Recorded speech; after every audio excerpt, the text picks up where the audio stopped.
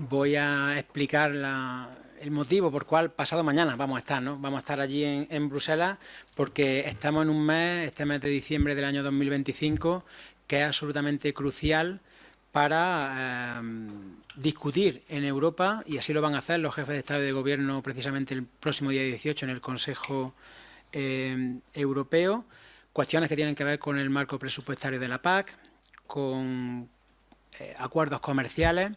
y los avances o no en simplificación normativa. Al final, esta fecha del día 18 es estratégica para mostrar una fortaleza como nunca, y en algo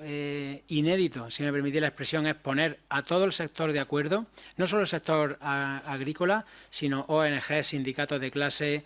asociaciones ecologistas, conservacionistas, pescadores, ningún sector, ningún eslabón implicado con la PAC ha mostrado un acuerdo o está a favor de la propuesta. Por tanto, por primera vez, ese rechazo, ese bloqueo es de forma uniforme. Pero hay que recordar que esta propuesta de la presidenta von der Leyen nace de la Comisión, que a su vez está sustentada por un Parlamento de amplia mayoría conservadora, y frente a eso pues nos tienen enfrente. Nos tienen enfrente porque no puede ser, como digo, que las palabras que escuchábamos a la presidenta von der Leyen allá por el año pasado, en enero de 2024, cuando toda Europa estábamos en la calle, y que se tradujeron además en una propuesta de documento de visión para la agricultura y la alimentación presentado este mes de febrero, que ya decíamos en aquel momento que hubiéramos suscrito cualquier agricultor o ganadero de este país, porque iba en la línea de fortalecer un sector estratégico como la agricultura y la ganadería. Al final la música sonaba bien, pero la letra la estábamos esperando. Y la letra se concretó en este mes de julio, cuando se presenta el marco financiero plurianual, cuando se presentan además los reglamentos en paralelo a ese marco financiero plurianual, y ya advertíamos, ya las sospechas que teníamos pues se concretaron. De hecho, en esta movilización es digamos, el punto álgido, pero ya hemos tenido, como bien se ha dicho antes, otras concentraciones. Yo recuerdo que allá por el 20 de mayo nos concentramos aquí, en Madrid, a las puertas de la sede de la Comisión Europea en España, demandando esa PAC fuerte y con presupuesto que necesitamos. Porque además, ya no solo hablamos de presupuesto, que es tremendamente importante, esa reducción de en torno al 22% o el 30% si añadimos la inflación. No podemos contemplar como marco financiero plurianual tras marco financiero plurianual la política agraria común pierde peso presupuestario en la Comisión, cuando en su origen estaba por encima del 60% del presupuesto de la Unión y ahora escasamente llega al 20%. Bueno, pues es un paso más para desmantelar uno de los cimientos fundamentales por los que se creó la Unión Europea, que era proteger, servir de amparo a la soberanía alimentaria, tanto desde el punto de vista de los productores como desde el punto de vista también de los consumidores. Porque la PAC no es un maná que venga para los agricultores y ganaderos, sino que es una ayuda para poder seguir produciendo alimentos como lo hacemos en Europa y en España, de una forma segura, con los mayores estándares de seguridad alimentaria, de una forma sostenible y alimentos sanos y a precios razonables para los consumidores, y así queremos seguir haciéndolo. No en vano, estamos hablando que España somos la cuarta potencia agroalimentaria de España y la séptima de Europa, y no tememos a nada ni a nadie, no tememos a nada ni a nadie, pero siempre y cuando juguemos con las mismas cartas,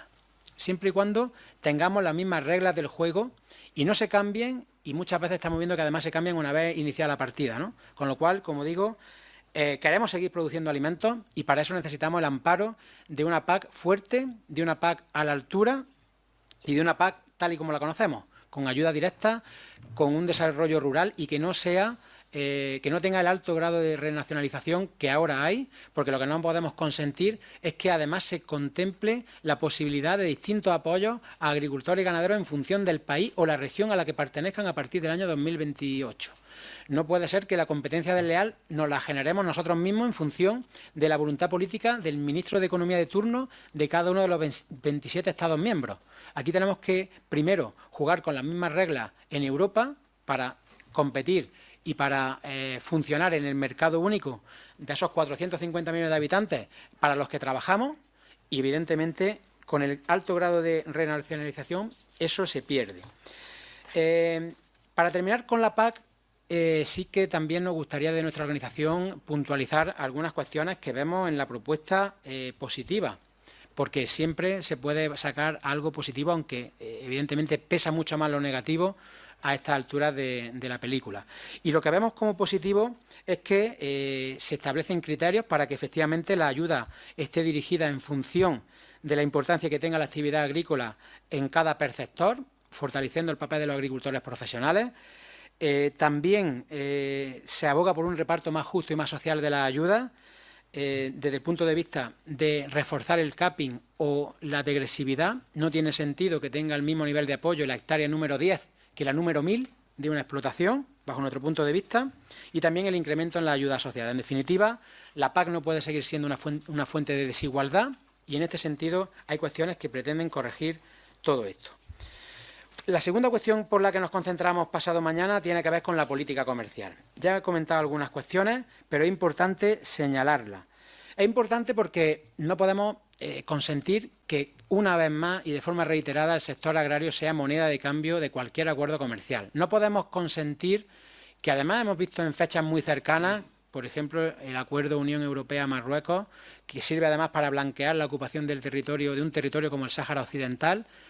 confundiendo a los consumidores, porque lo importante es la información, confundiendo, como digo, a los consumidores, en el caso del tomate, o las cláusulas que se han aplicado de salvaguardia al sector del arroz, el último de los acuerdos firmados, de activarlas cuando se hayan importado 562.000 toneladas, y eso es una destrucción y una ruina para el sector del arroz, por dar dos ejemplos, ¿no? Pero evidentemente estamos viendo cómo hay una situación geopolítica complicada, estamos viendo cómo mercados se cierran, otros son complicados establecer relaciones comerciales, como por ejemplo con Estados Unidos, ya lo hemos visto. Además, ahí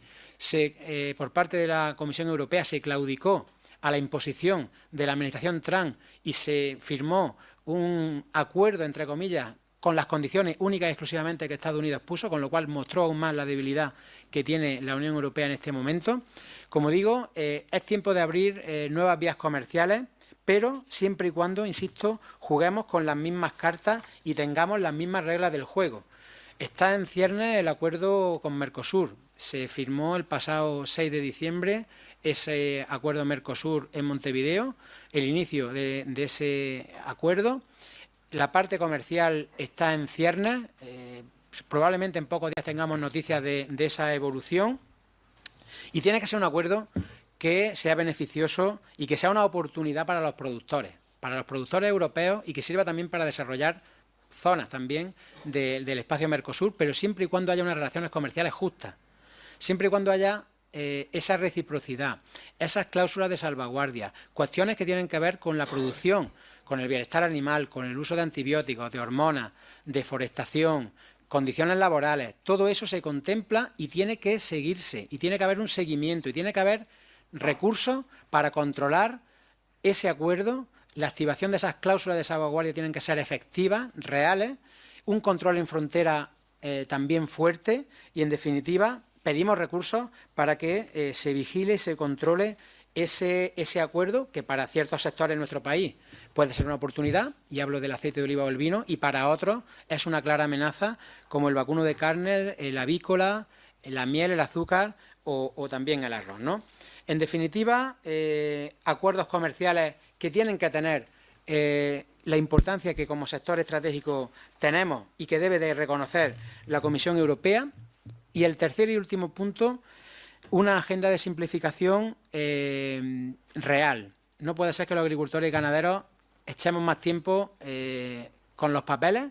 que trabajando en el campo. No puede ser que tengamos que tener una asesoría llamándola prácticamente todos los días para cada paso que damos.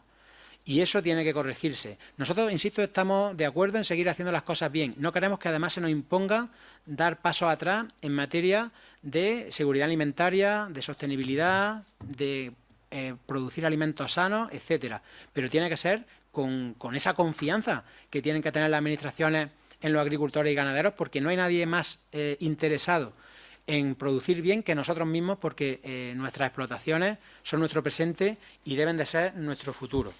Por tanto, y con esto termino, lanzar un mensaje de respaldo a la movilización de pasado mañana, un mensaje a los agricultores y ganaderos de nuestro país que van a estar perfectamente representados donde hay que estar pasado mañana, que es alzando una voz clara y uniforme frente a todas estas cuestiones, haciéndola coincidir con ese Consejo de Jefes de Estado y de Gobierno, que van a sentir el aliento de más de 10.000 agricultores y ganaderos europeos en su nuca, y para eso vamos a estar ahí, insisto, a la altura de lo que se espera de organizaciones profesionales agrarias sensatas, razonables, y también reivindicando desde esa unidad de acción de que necesitamos más Europa,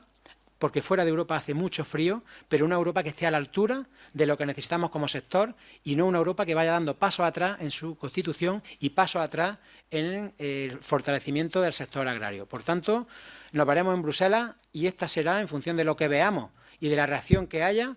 de cambio, de marcha atrás en las cuestiones que hemos comentado, la primera de una serie de movilizaciones que haremos en función de los resultados que consigamos.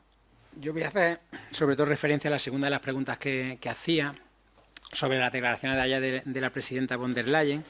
Yo creo que fue un intento de querer desinflar la motivación para que estuviésemos pasado mañana allí, pero lo que ha conseguido es prácticamente lo contrario, porque al final lo que reitera es su desprecio al sector y lo concreta en unas declaraciones en las que asegura que está blindada la ayuda de 300.000 millones de euros, asumiendo el recorte, dando por hecho el recorte y además escudándose en que va a dar más posibilidades a los Estados miembros y a las regiones a que apoyen a los agricultores y ganaderos, aumentando esa renacionalización y generando esa competencia desleal que estamos denunciando. Por tanto, no ha dicho nada nuevo, sino que se ha reiterado en su posicionamiento, con lo cual las razones para que estemos pasado mañana allí no es que sean menores, sino que crecen.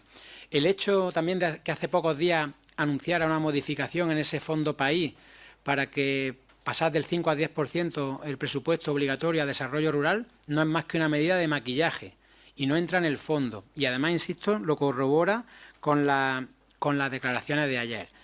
Con respecto a qué ha pasado desde febrero a ahora, bueno, yo creo que también el comisario Hansen tiene buena voluntad, pero lamentablemente el peso político que tiene dentro del Colegio de Comisarios no es el que merece como sector. Por tanto, precisamente uno de los objetivos también de pasado mañana es que nuestra presencia masiva en Bruselas le sirva al comisario para hacer crecer su peso político en ese Colegio de Comisarios y que sus posicionamientos cojan la fuerza que necesitan y se le dé la vuelta a la propuesta en materia agrícola. Y por último, con respecto a China, se ha dicho aquí, yo creo que ese resultado es fiel reflejo de un trabajo bien hecho, de una colaboración de las empresas con toda la documentación que se le pidió en su momento y de las administraciones, comunidades autónomas y gobierno para informar y sacar el mejor resultado. Evidentemente no podemos denostar un país como China, que es nuestro principal destino fuera de la Unión Europea y del que subsisten gran parte de las explotaciones porcinas de nuestro país, ¿no?